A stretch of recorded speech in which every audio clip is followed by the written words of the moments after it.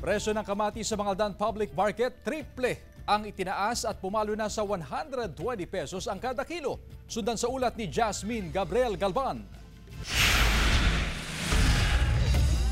4 na araw ng mataas ang presyo ng kamatis sa Mangaldan Public Market sa Pangasinan. Mula sa dating 30 pesos per kilo nung nakaraang linggo, ngayon mabibili ito sa 120 pesos per kilo. Triple ang itinaas sa presyo matapos ang naranasang mga pag-ulan noong nakaraang mga linggo, dahilan para maapektuhan ang supply ng kamatis. Kasi nung bagyo, nabagyo yan, kaya mataas.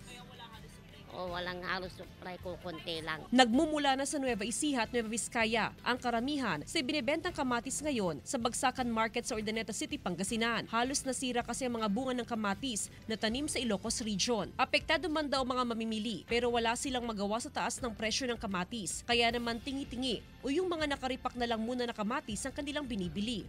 Hirap. O dahil?